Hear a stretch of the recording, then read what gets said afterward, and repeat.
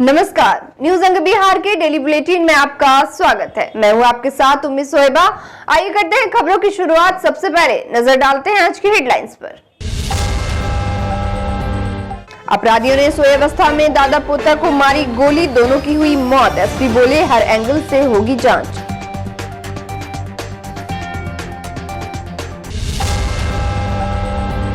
बिहार विधानसभा प्रत्यायुक्त समिति के चेयरमैन ने सदस्यों के साथ की बैठक, योजनाओं के क्रियान्वयन की ली जानकारी।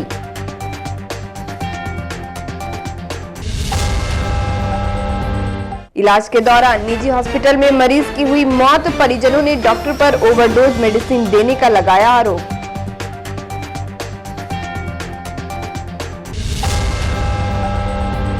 सालाना उर्स के मौके पर अजमेर में जायरीनों की उमड़ी भीड़, अकीदतमंदों ने विश्व में शांति के लिए मांगी दुआ।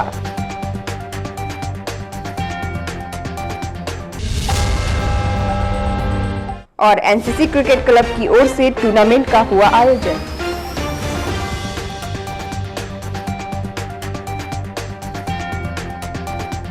और अब समाचार विस्तार से। पुलिस जिला नौगछिया में अपराधियों का कहर थमने का नाम नहीं ले रहा है। अपराधी बेखौफ होकर वारदात को अंजाम देकर आसानी से फरार हो जाते हैं। ताजा मामला नौगछिया अनुमंडल अंतर्गत कदवा ओपी थाना क्षेत्र के बोड़वा टोला का है, जहां शनिवार की रात करीब 1 बजे हथियार से लैस अपराधियों ने दादा और पोता को गोली मारकर हत्या कर दी। मृतक की पहचान कदवा ओपी थाना क्षेत्र के बोड़वा टोला निवासी लक्ष्मण राय के 7 वर्षीय पुत्र कृष्ण कुमार और लक्ष्मण राय के पिता दशरथ राय के रूप में हुई है। घटना का पता परिजनों को उस समय चला जब रविवार की सुबह परिजन दशरथ राय और कृष्ण कुमार को जगाने गए, लेकिन दोनों मृत अवस्था में पाए गए। घटना के बाद इलाके में दहशत का माहौल बना हुआ है। इधर घटना की सूचना मिलते ही नौगछिया एसपी सुशांत कुमार सरोज, नौगछिया एसडीपीओ दिलीप कुमार, ढोलबज्जा थाना अध्यक्ष प्रभात कुमार, कदवा ओपी अध्यक्ष मुकेश सिंह दलबल के साथ घटनास्थल पर पहुंचे और पूरे मामले की छानबीन में जुट गए। काफी दुखद है, मर्माहत भी है। हम उसी में आए भी घटना सुनते हैं। दादा जिसकी उम्र लगभग 65 ईयर्स हो गया है ना, और पोता ही बगल में साथ में सोया हुआ था जिसका उम्र 7-8 साल होना चाहिए। घटना किसने किया है वहाँ तक पहुँचे, उसे गिरफ्तार करें, साक्ष्य को इकट्ठा करें। अब महत्वपूर्ण है साक्ष्य इकट्ठा करना, क्योंकि घर वाले को कोई जानकारी नहीं है, किसी शख्स के नहीं है, तो हमारे लिए और चुनौती बढ़ गई है। घर वालों का कहना है कि ये बहुत निहायत शरीफ आदमी थे, इनका किसी से कोई विवाद नहीं, ना जमीनी विवाद है ना कोई संपत्तिक विवाद, कोई विवाद है। घर में इनके बेटे से भी कोई विवाद, मतलब कोई ना मिलता है ना कि फैमिलियर भी टेंशन नहीं है, समाज साथ कोई टेंशन नहीं है, और कोई संपत्तिक विवाद भी नहीं है। लेकिन जिसने घटना किया है वो देखेंगे, देखते हैं क्या कर सकते हैं।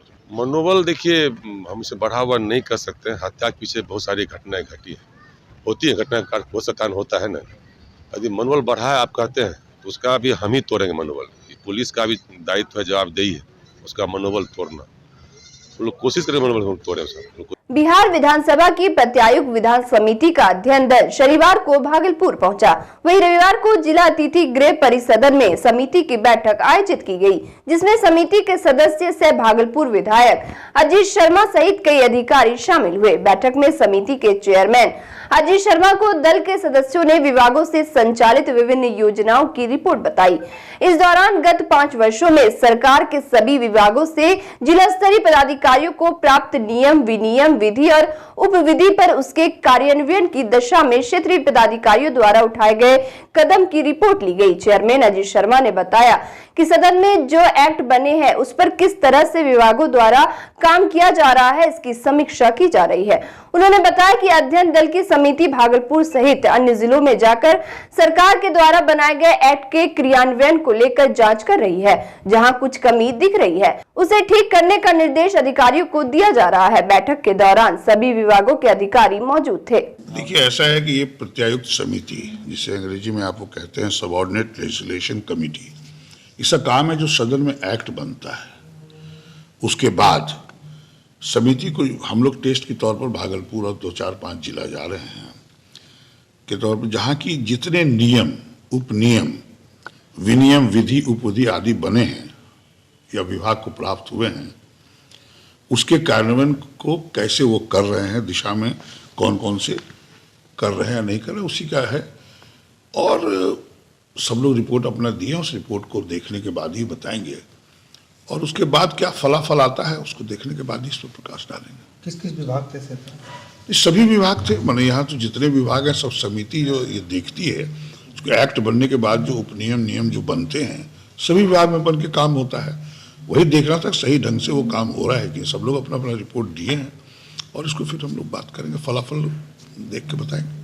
भागलपुर शाकचक थाना क्षेत्र के भोलानाथ पुल के समीप स्थित एक निजी नर्सिंग होम में इलाज के दौरान हुसैनाबाद की मजहबी बेगम की मौत हो गई, जिसके बाद मृतक के परिजनों ने डॉक्टर पर इलाज में लापरवाही का आरोप लगाते हुए जमकर बवाल काटा।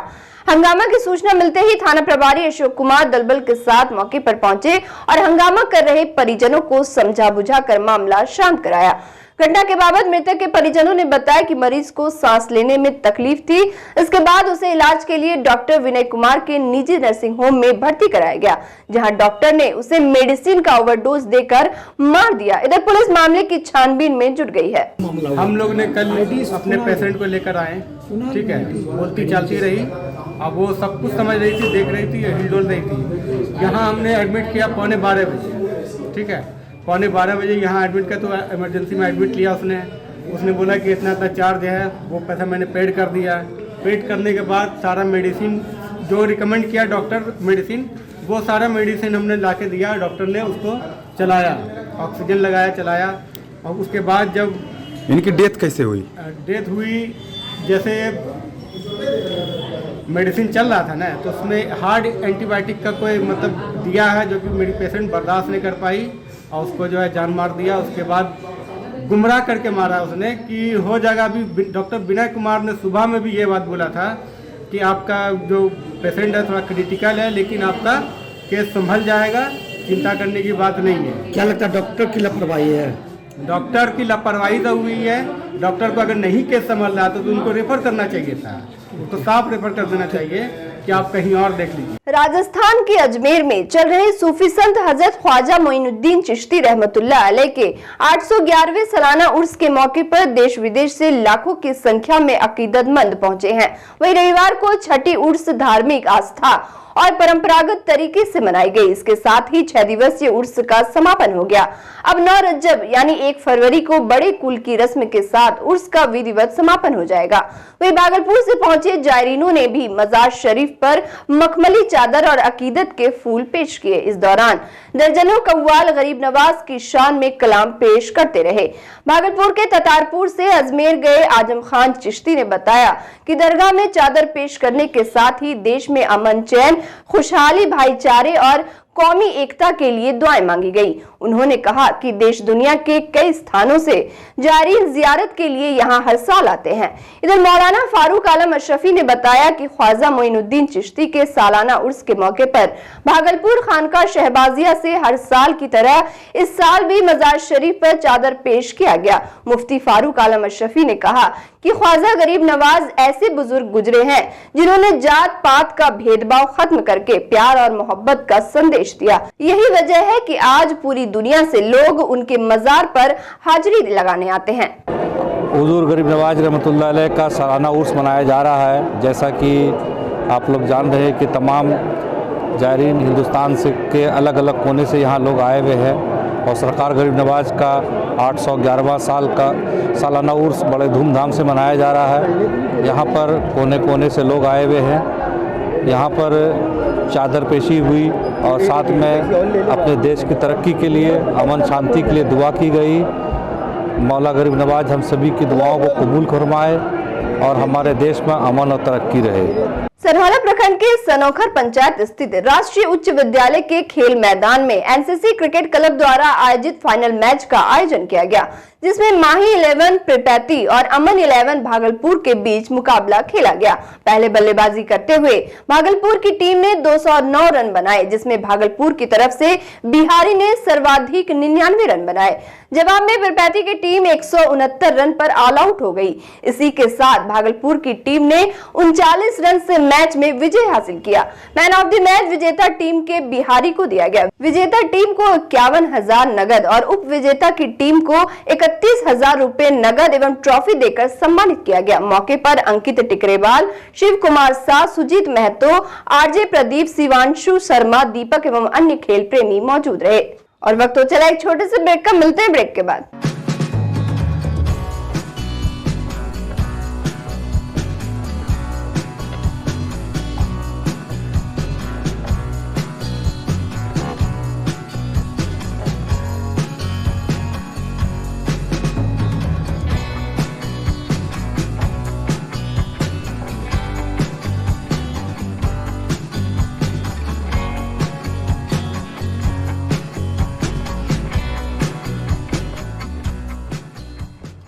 नमस्कार। सबकी तरह मैं मेहनत करने से पीछे नहीं हटता। हमारी मेहनत ही हमें जीवन में आगे लेके जाती है। पर कई बीमारियां ऐसी हैं जो हमारे कदम को जिंदगी भर के लिए रोक देती हैं। भारत में सालाना हजारों लोग हाथी पांव नाम की बीमारी की चपेट में आकर जीवन भर के लिए अपाहिज हो जाते हैं। मलेरिया की तरह ही हाथी पांव एक मच्छर के काटने से फैलता है और ये याद रखिए कि हाथी पांव का कोई इलाज नहीं है। गांव, शहर, अमीर, गरीब, हर जात और धर्म की रेखा पार कर किसी को भी अपनी जकड़ में ले सकता है हाथी पांव।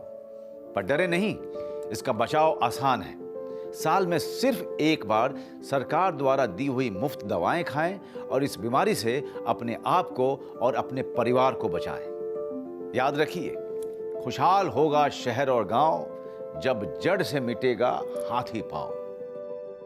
स्वास्थ्य विभाग बिहार सरकार द्वारा जनहित में जारी। ब्रेक के बाद फिर से आपका स्वागत है। बढ़ते अगली खबर की ओर। भुवनेश्वर के कीट विश्वविद्यालय के 25वें स्थापना दिवस के उपलक्ष्य पर रविवार को पूरे विश्व में मिनी मैराथन का कार्यक्रम आयोजित किया गया। मैराथन का आयोजन 32 राज्यों की राजधानियों एवं 25 देशों के अन्य राजधानियों में किया गया। वहीं भागलपुर में भी मिनी मैराथन में काफी हर्षोल्लास के साथ खिलाड़ियों ने हिस्सा लिया। करीब 500 युवा खिलाड़ियों ने इसमें हिस्सा लिया। कार्यक्रम का शुभारंभ भागलपुर सांसद अजय मंडल एवं अन्य गणमान्य लोगों के द्वारा हरी झंडी दिखाकर मैराथन को रवाना किया गया। मैराथन सैंडर्स कंपाउंड से प्रारंभ होकर पुलिस लाइन, कचहरी चौक, मनाली चौक, तिलका मांझी चौक होते हुए पुनः सैंडर्स कंपाउंड के वॉलीबॉल स्टेडियम में समाप्त हुआ। वही कार्यक्रम में शिरकत करने वाले सभी खिलाड़ियों को संस्थान की ओर से प्रमाण पत्र देकर सम्मानित किया गया। भागलपुर के मिनी मैराथन के कार्यक्रम संयोजक नीलकमल राय ने बताया कि यह भागलपुर के लिए बड़ी उपलब्धि है, जबकि भागलपुर सांसद अजय मंडल ने कहा कि उन्हें काफी खुशी है कि यहाँ के युवा बढ़ चढ़कर खेल में हिस्सा ले रहे हैं। कई देशों में आज इसका प्रोग्राम कर रहे हैं। जिस संस्था के द्वारा हो रहा है, मैं उस संस्था के सभी सदस्यों को, उनके अध्यक्षों को मैं धन्यवाद देता हूं कि उन्होंने पूरे लगभग कई देशों में, देश के सभी राज्यों में और कई देशों में भी आज का उनका 25 वर्ष पूरा होने जा रहा है। उन्होंने ऐसा प्रोग्राम का आयोजन रखा और हिंदुस्तान के बच्चों के लिए, नौजवानों के लिए उनके भविष्य की उज्जवल कामना का एक संदेश भी है।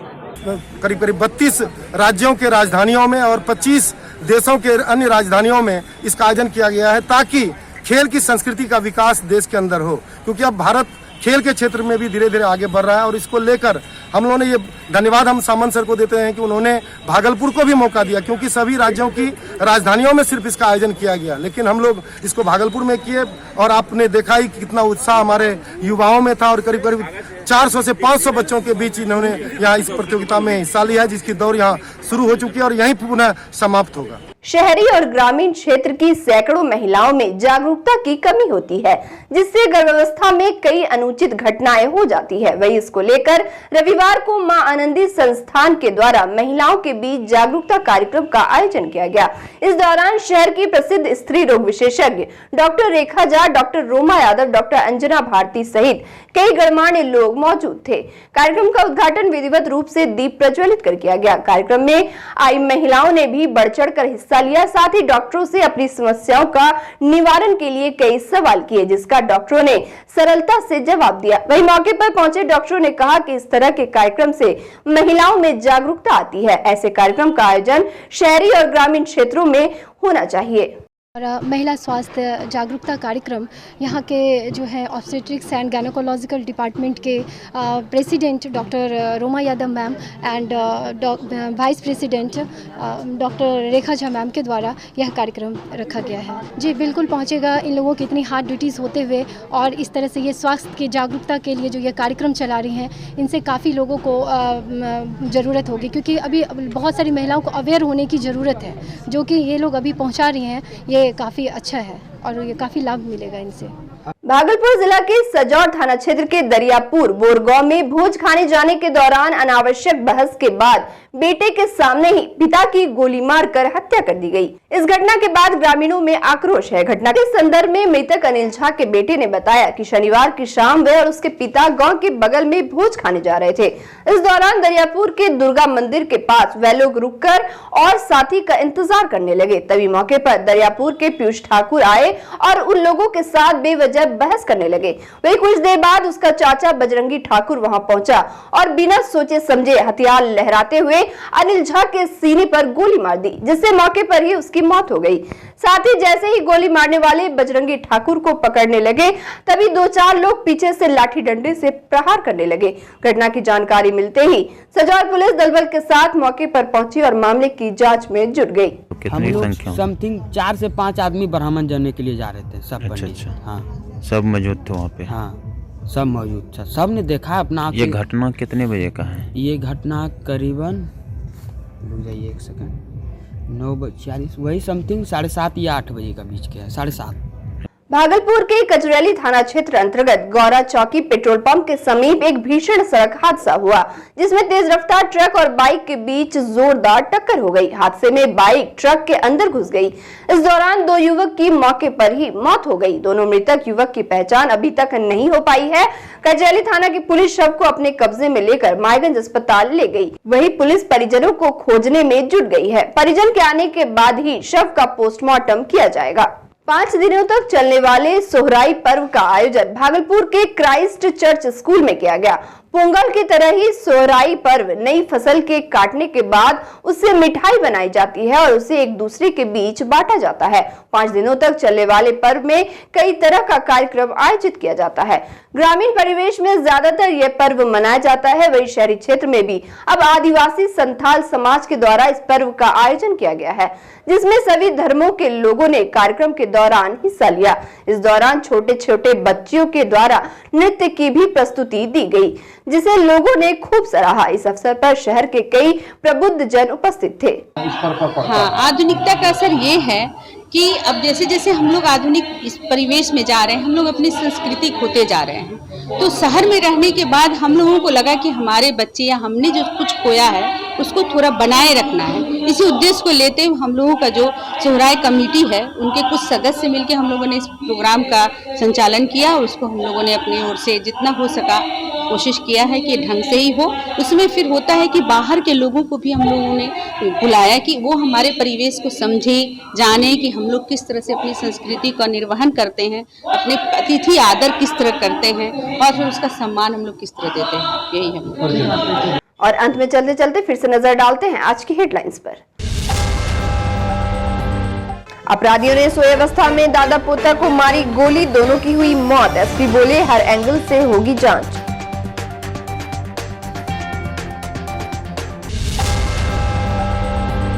बिहार विधानसभा प्रत्यायुक्त समिति के चेयरमैन ने सदस्यों के साथ की बैठक, योजनाओं के क्रियान्वयन की ली जानकारी।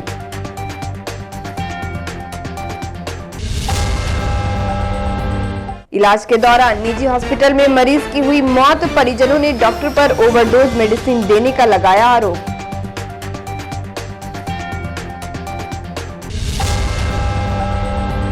सालाना उर्स के मौके पर अजमेर में जायरीनों की उमड़ी भीड़, अकीदतमंदों ने विश्व में शांति के लिए मांगी दुआ।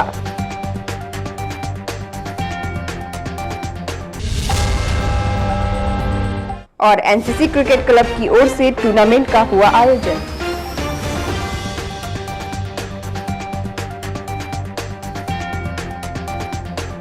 फिलहाल आज के बुलेटिन में बस इतना ही। नमस्कार।